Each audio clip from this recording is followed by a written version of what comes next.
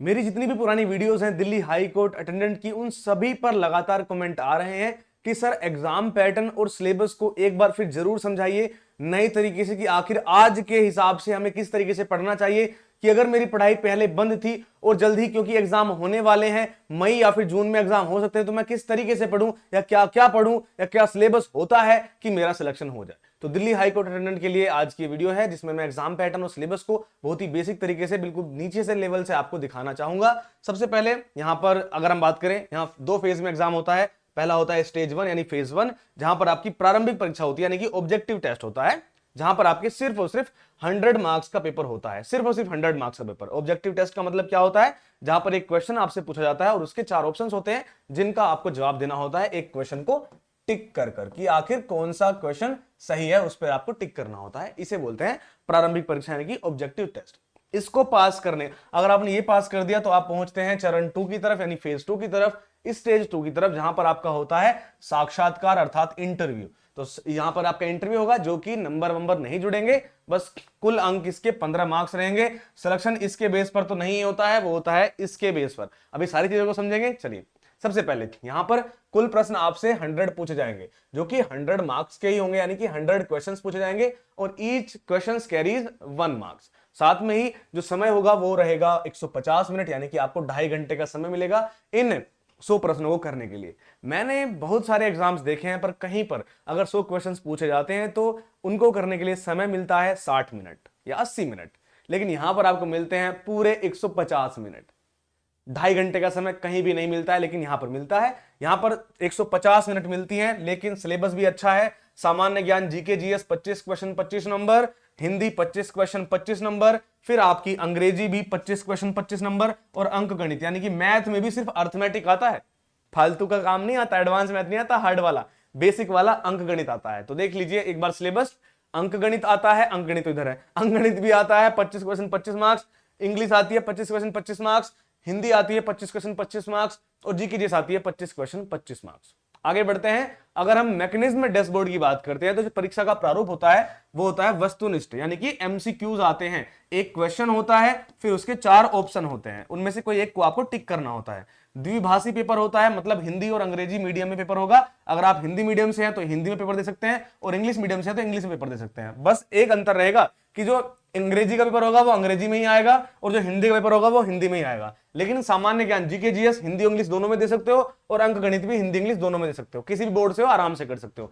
Scoring system की बात करते हैं और जो दृश्य समीकरण है, अगर आप एक सही उत्तर करते हैं तो आपको 1 नंबर मिलता है, और अगर आप एक निगेटिव मार्किंग करते हैं, एक क्वेश्चन गलत करते हैं, तो आपको 0.25 मार्क्स कट जाते हैं। मतलब 1/4 की निगेटिव मार्किंग है। इसका मतलब यह होता है अगर आपने 4 क्वेश्चन को गलत कर दिया तो आपका जो एक क्वेश्चन आपने सही किया था वो कट जाएगा। 4 क्वेश्चन की गलती और एक क्वेश्चन जो सही किया था वो भी चला जाएगा आपके हाथ से।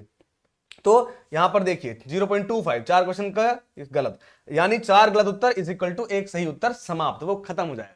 फिर अगर हम न्यूनतम योग्यतांक की बात करते हैं जो कि मिनिमम क्वालिफाइंग मार्क्स है, जो कि टीयर 1 परीक्षा में बने रहने के लिए अनिवार्य है। अगर आपको टीयर 1 में रहना है तो इतना अनिवार्य है, जो कि 50%। सामान्य वर्ग यानी जनरल कैटेगरी के लिए 50 अंक है। ये सिर्फ सामान्य के लिए नहीं है, ये अनरिजर्व्ड के लिए भी है। जो भी कैटेगरी अनरिजर्व्ड है उन सभी को 50% अंक लाने अनिवार्य है। यहां तक कि ईडब्ल्यूएस को भी 50% अंक लाना अनिवार्य है। लेकिन अगर आप हैं SC, ST, OBC, NCL, EWS, pH, ESM, अगर आप ये सब है तो आपको कम से कम 45% मार्क लाना अनिवार्य है। खैर इस बात का कोई मतलब ही नहीं बनता है कि मिनिमम क्वालिफाइंग मार्क्स, हम यहां पर इसे क्वालिफाई थोड़ी करने आए हैं, हम तो यहां पर सिलेक्शन लेने आए हैं, और सिलेक्शन के लिए तो कट ऑफ को टच करना पड़ता है। क्वालिफाइंग मार्क्स का मतलब है कि हाँ आपको कट ऑफ दिख जाएगी कि हाँ आपका नंबर आया कि नहीं आया। इस बात से क्या ही फर्क पड़ता है, हमें तो सिलेक्शन चाहिए या फिर नहीं चाहिए। तो सिलेक्शन ही चाहिए तो उसी के लिए बात करेंगे, तो वो मिलेगा आपको सिलेक्शन विलेज से। अगर आपको सिलेक्शन चाहिए तो डी कोर्ट अटेंडेंट में एकमात्र चैनल जो सबसे बेहतरीन तरीके से आपकी तैयारी करवा रहा है और करवाता रहता है वो है सिलेक्शन विलेज, जो कि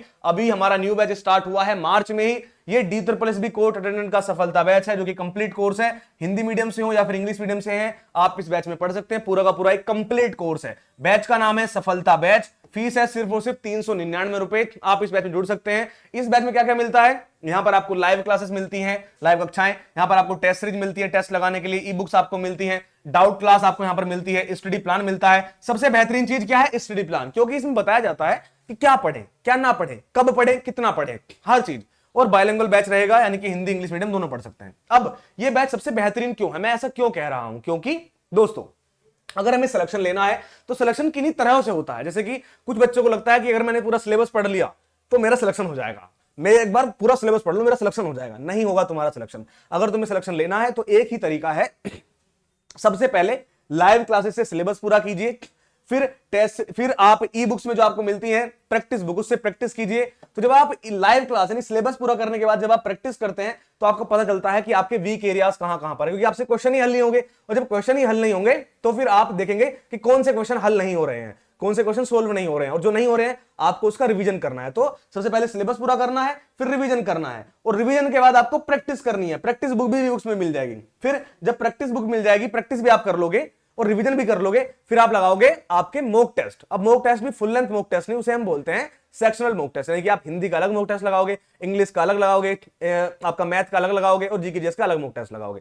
उसके बाद आप असली फुल लेंथ मॉक टेस्ट लगाओगे, ठीक है। और उसके बाद जब आपकी एग्जाम डेट आएगी तब आप एक बार फिर रिवीजन करके एग्जाम देने चले जाओगे और आपका काम एकदम मजे में है। और ये बात तो सच है कि सिलेक्शन यहीं से होगा। सिलेक्शन यहीं से क्यों होगा, क्योंकि YouTube पर कोई ऐसा अवेलेबल ही नहीं है ऑनलाइन बैच जो कि DSSB कोर्ट अटेंडेंट के लिए इतनी बेहतरीन तरीके से पढ़ाता हो। कुछ जो पढ़ाते भी हैं वो नहीं पढ़ाते हैं dedicated for DSSB court attendant. हम लोग पढ़ाते हैं DSSB कोर्ट अटेंडेंट का स्पेशल बैच है हमारे यहाँ पर, जिसमें एक बेहतरीन टीम आपको पढ़ाती है हमारे सिलेक्शन नॉलेज ऐप के ऊपर। और ये ऐप को आप गूगल प्ले स्टोर से डाउनलोड कर सकते हैं। और अब बढ़ते हैं आगे। अगर किसी को चाहिए डिस्क्रिप्शन में लिंक दिया हुआ है, वहां से कर सकते हैं, या फिर प्ले स्टोर पर जाइए, सर्च कीजिए सिलेक्शन विलेज ऐप, और वहां पर जाकर नाम, नंबर, ईमेल आईडी डालकर आप मोबाइल में अपने बैच से पढ़ सकते हैं एकदम बेहतरीन तरीके से। सारी चीजें, टीचर कौन कौन से, सब वहीं पे आप देख सकते हैं, चिंता की जरूरत नहीं है। आगे बात करते हैं। देखो, सामान्य ज्ञान है, जनरल नॉलेज है, हिंदी है और आपकी इंग्लिश है, और यहाँ पर अंक गणित है। ये चार चीज आती है जो कि 100 मार्क्स की होती है, ठीक है। कितने मार्क्स की? 100 मार्क्स की होती है। अब चलते हैं आगे।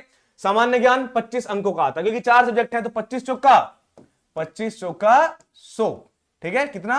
25 चौका 100। तो यहां पर हर जो आपका सब्जेक्ट है वो 25-25 नंबर का आता है, इसलिए वो 100 मार्क्स का हो जाता है। सबसे पहले बात करते हैं सामान्य ज्ञान की। तो यहां पर 25 अंक आते हैं, जिसमें आपकी मानविकी आती है, यानी कि ह्यूमैनिटीज आती है। उसमें क्या क्या आता है? जैसे कि इतिहास आता है, हिस्ट्री, राजनीति यानी कि पॉलिटी आता है, जिसे हम बोलते हैं भारतीय संविधान एवं राज्य व्यवस्था, यानी कि इंडियन कॉन्स्टिट्यूशन एवं पॉलिटी, यानी कि राज्य व्यवस्था। फिर भूगोल यानी ज्योग्राफी आएगा, अर्थशास्त्र आपसे पूछा जाएगा। आजकल इकोनॉमिक्स बहुत ज्यादा पूछा जाने लगा है, पहले के मुताबिक अधिक आपको इकोनॉमिक्स पढ़ना पड़ेगा। संविधान यहां पर आपसे पूछा जाता है। देखो, पॉलिटी अलग पूछी जाती है, राजनीति, और यहां पर संविधान अलग पूछा जाता है, जिसमें भारतीय संविधान और शासन आता है, यानी कि गवर्नेंस आता है, ठीक है।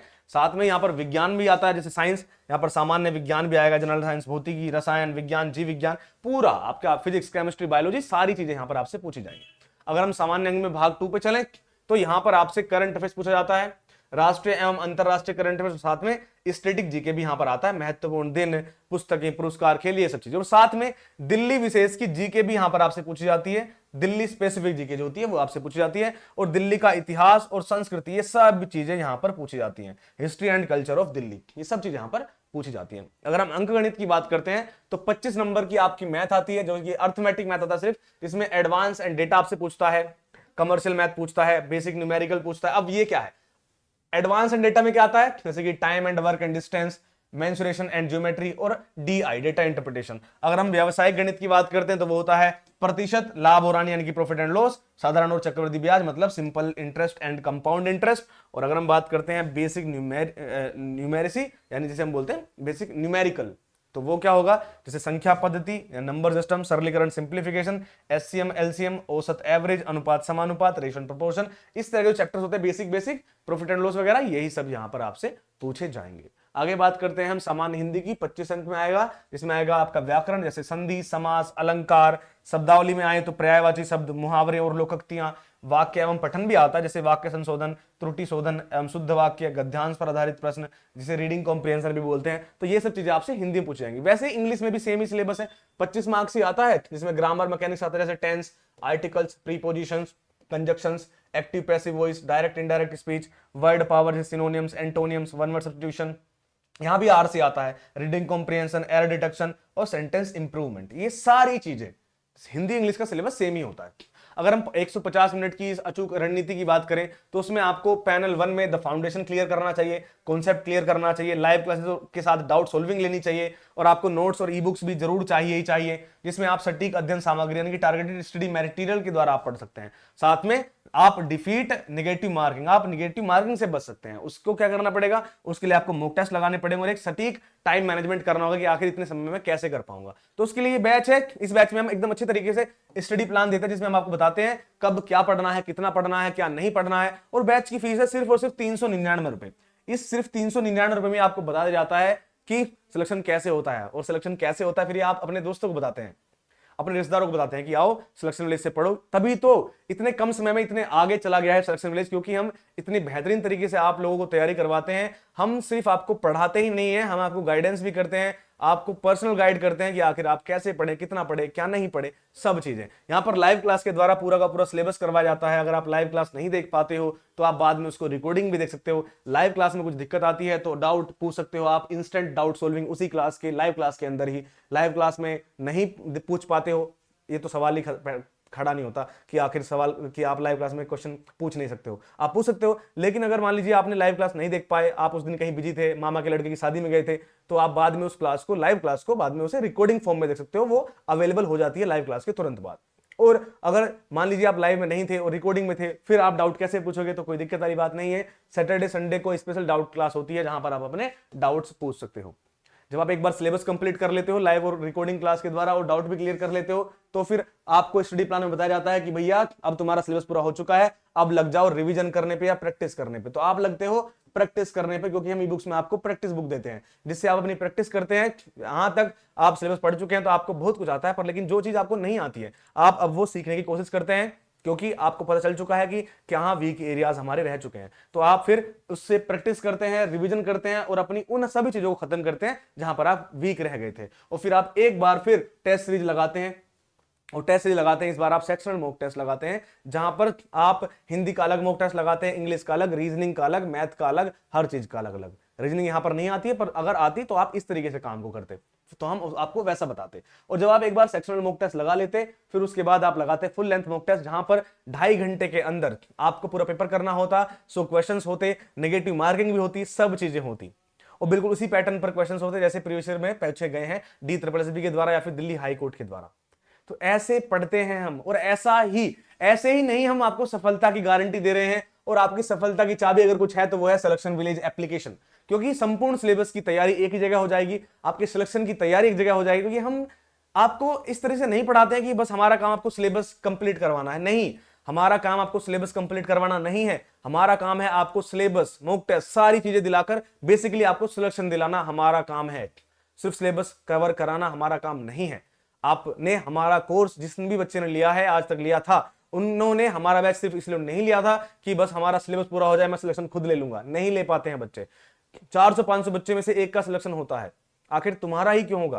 क्योंकि वो बच्चे क्या कर रहे हैं, अदर बच्चे सिर्फ लाइव क्लास से अपना सिलेबस पूरा कर लेते हैं, सोचते हैं कि जब भी वैकेंसी आएगी या जब भी एग्जाम आएगा मैं 2-4 अक्षर पढ़ूंगा और एग्जाम देने चला जाऊंगा या रिवीजन करके चला जाऊंगा। पर ऐसा नहीं होता है। अगर सिलेक्शन लेना है तो वो सिर्फ इसी तरीके से हो पाता है कि सिलेबस के साथ आपको प्रैक्टिस, रिवीजन, मॉक टेस्ट लगाते हैं, आप हार्ड प्रैक्टिस करते हैं, तभी आप उन 300-400 बच्चों को पीछे छोड़कर सबसे आगे जाकर सिलेक्शन ले पाते हैं। इसलिए हम बोलते हैं सिलेक्शन यहीं से होगा। और आज ही आपको ऐप डाउनलोड करना चाहिए, गूगल प्ले स्टोर पर जाइए, और फीस भी क्या है, सिर्फ और सिर्फ 399 रुपए में आप हमारे इस बैच से जुड़ सकते हैं। तो जाइए दोस्तों, अभी डाउनलोड कीजिए हमारा सिलेक्शन विलेज ऐप और आज ही बेहतरीन तरीके से पढ़ना शुरू कर दीजिए। कोई भी दिक्कत परेशानी होती है तो आप हमसे पूछ सकते हैं। मैं कहूंगा आप जल्दी जाइए, डाउनलोड कीजिए सिलेक्शन विलेज ऐप और आज ही पढ़ना शुरू कर दीजिए। इस चैनल को लाइक सब्सक्राइब करना मत भूलिएगा, आप लोग नहीं करते मुझे पता है, तो लाइक और सब्सक्राइब कर देना और जाइए अभी डाउनलोड कर लीजिए selection village app play store से। मैं मिलता हूं आपसे ऐसी किसी अच्छी वीडियो के साथ, तब तक के लिए जय हिंद, जय भारत, वंदे मातरम दोस्तों।